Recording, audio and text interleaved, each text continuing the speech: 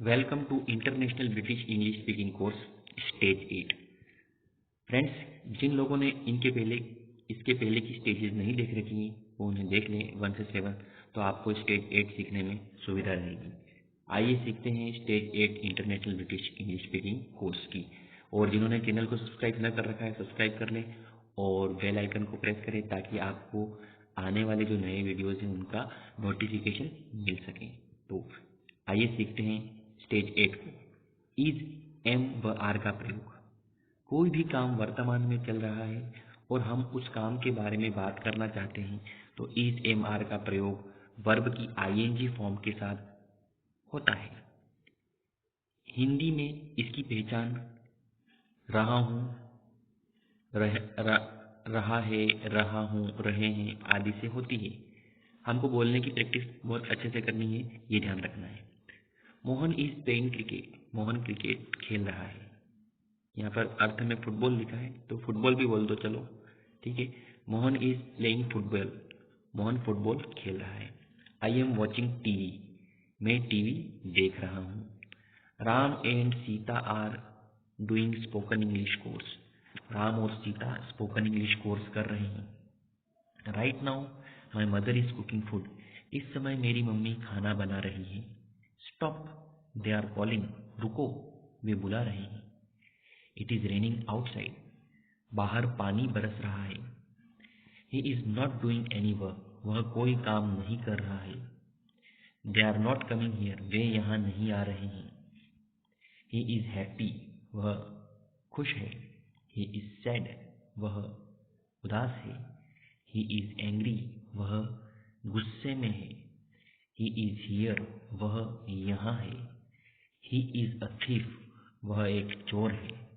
तो इस तरीके से ही इज के साथ ये शब्द फिट कर करके हम उसके मीनिंग निकाल सकते हैं। तो ही के साथ जिस तरीके से आप यूज कर रहे हैं इन शब्दों को, शी के साथ, वी के साथ, दे के साथ, सबके साथ यूज करें और प्रैक्टिस करें। ही के स्थान पर हम she, Ram, a boy, my brother आदि शब्दों का प्रयोग करके प्रैक्टिस कर सकते हैं।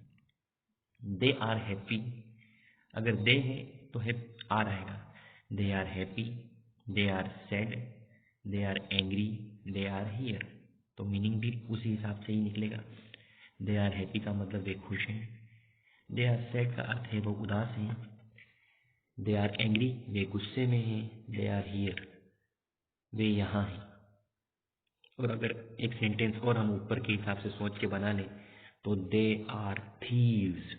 वे चोर हैं। तो ऐसे सेंटेंस भी बनाए जा सकते हैं। प्रैक्टिस करनी जरूरी है बोलने की। दे के स्थान पर वी, यू आदि का प्रयोग करके दोहराएं और कोई भी प्लूरल वर्ड्स जैसे कि बॉयज, गर्ल्स, इस तरह के वर्ड्स भी यहाँ पर दे की जगह पर काम में लिए जा सकते हैं। आई एम हैप्पी मैं खुश हूँ। आई एम सैड मैं उदास हूँ। आई एम एंग्री मैं गुस्से में हूँ। आई एम हियर मैं यहाँ हूँ। आई एम अ थीफ मैं एक चोर हूँ। तो सेंटेंस बन जाता है ऐसा। थीफ की जगह पर I am a teacher, I am a doctor, I am an engineer, इस तरीके के शब्द काम में लिए जा सकते हैं यहाँ पे। This is a book. यह एक किताब है। This is a boy. यह एक लड़का है। That is a book. वह एक किताब है। That is a boy. वह एक लड़का है। These are books.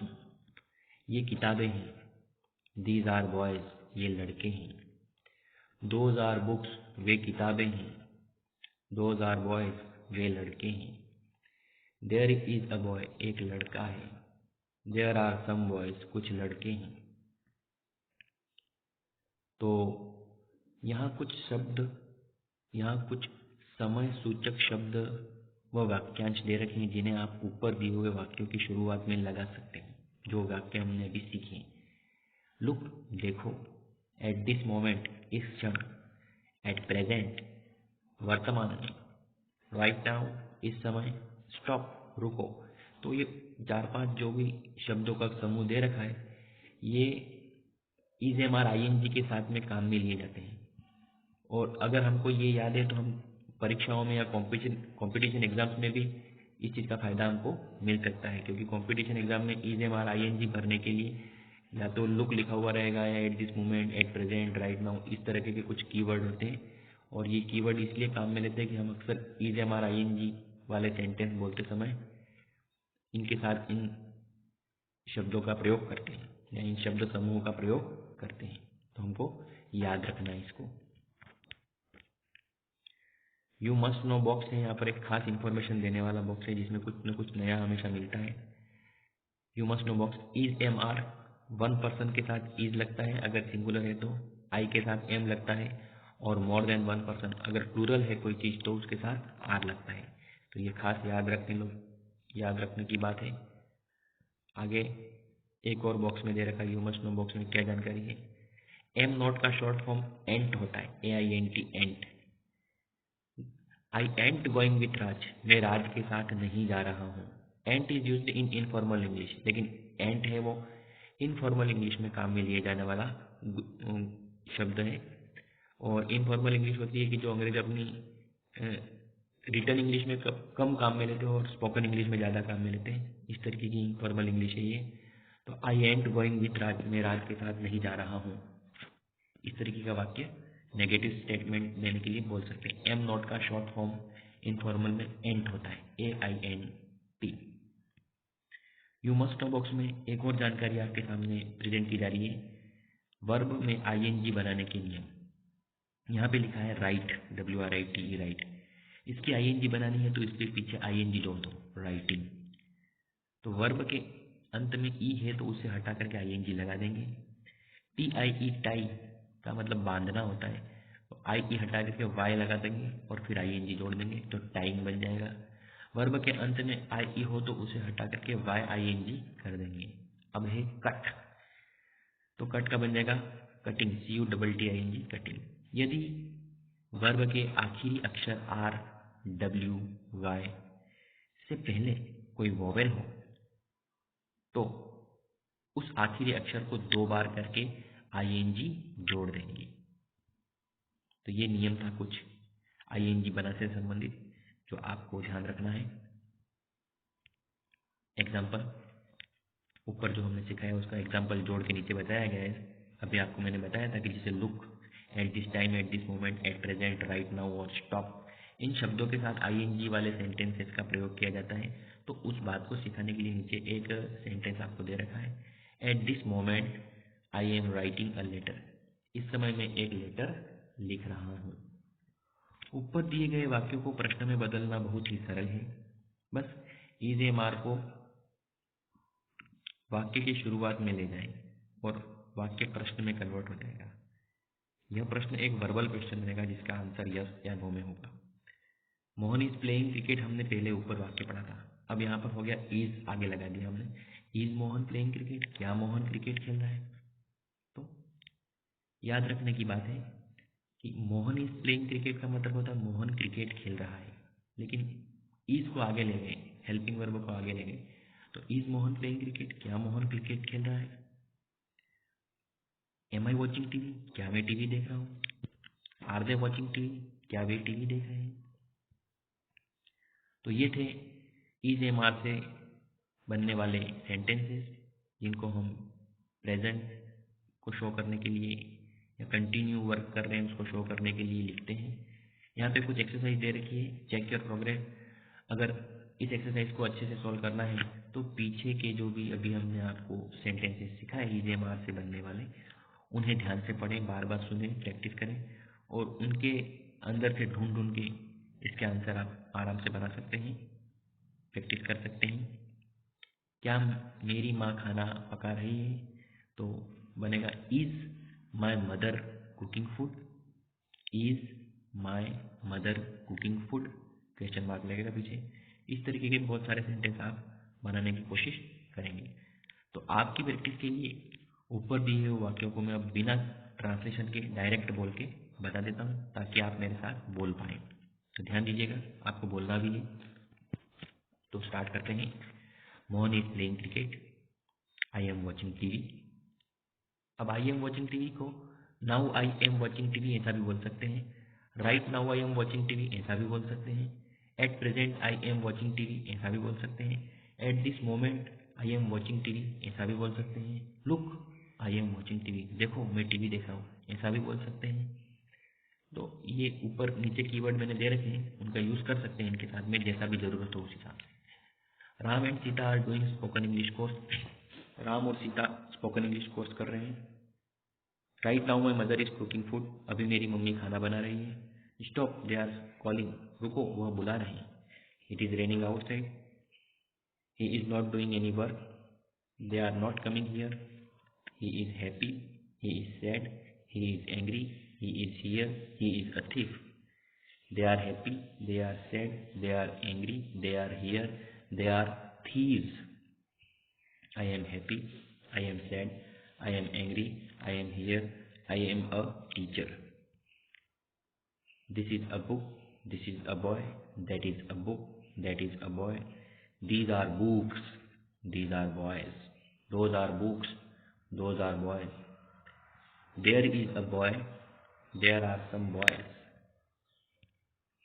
Is Mohan playing cricket? Am I watching TV? Are they watching TV? तो ये थे हमारे कुछ सेंटेंसेस जिसकी प्रैक्टिस मैंने आपको करवाई। आपको बार बार बोल के प्रैक्टिस करनी है, एक्सरसाइज को भी फॉलो आउट करना है, ताकि आप क्या सीखें ये आपको खुद को पता चल जाए। और हिम्मत नहीं हारनी है, प्रैक्टिस लगातार करते रहना है, इससे आपको सीखने में कॉन्फिडेंस बना रहेगा। अब सीखते हैं मिसलेनियस सेंटेंसेस तो नहीं है इसमें, एनरिच योर वर्ड बैंक है, अपना शब्द ज्ञान बढ़ाएं। आइए सीखते हैं कुछ अच्छे अच्छे शब्द जो हमारे लिए बहुत काम के हैं। इसमें कुछ नए भी हो सकते हैं आपके लिए।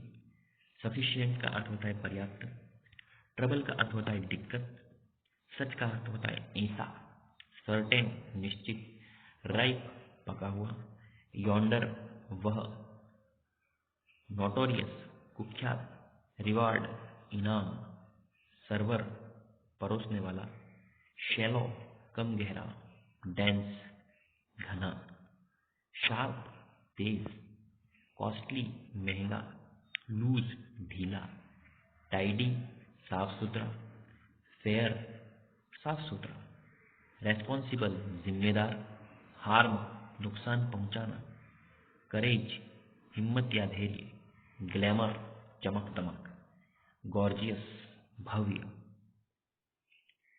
गॉर्जस ऐसा बोलते हैं इसमें। कई बार टीवी वगैरह में कुछ बातों पे या कोई प्रोग्राम्स वगैरह होते हैं या ये अवार्ड फंक्शंस होते हैं उसमें गॉर्जस इस तरीके से बोलते हैं गॉर्जियस को।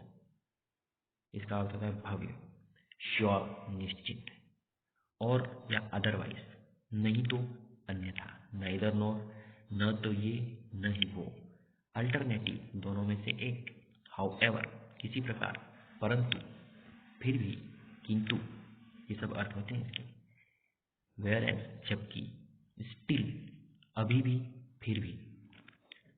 तो फ्रेंड्स ये था हमारा स्टेज 8। इसमें हमने बहुत सी अच्छी अच्छी बातें सीखी।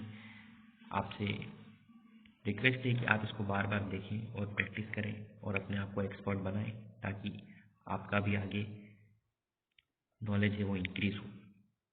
और साथ में आप सबसे एक रिक्वेस्ट करते हैं कि इसको, अगर आपको वीडियो पसंद आया है तो उसको लाइक करें, शेयर करें, खुद भी सब्सक्राइब करें और बेल आइकन को प्रेस करें, ताकि ज़्यादा से ज़्यादा लोग इसको देख पाएँ और इसमें कोई नए वीडियो बनते हैं आगे तो उसका नोटिफिकेशन भी आपको मिलता रहेगा। तो एक बार मैं इन शब्दों को आपके लिए फिर से बोल देता हूँ, आपको मेरे साथ बोलना है। फ्रेंड्स बोलने की आदत डालनी है, अगर आप बोलेंगे नहीं तो आप सीख नहीं पाएंगे, और जो बोल लेता है वो लिखने की प्रैक्टिस भी धीरे धीरे कर सकता है। Sufficient, trouble, such, certain, ripe, yonder, notorious, reward, server, shallow, dense, sharp, costly, loose, tidy, fair, responsible, harm, courage, glamour, gorgeous, sure, और otherwise, neither nor, alternative, however, whereas, still. तो friends ये था हमारा stage 8। बार बार देखते रहिए, practice करते रहिए। मिलते हैं अगली स्टेज में। Till then take care, good bye, thank you for watching video.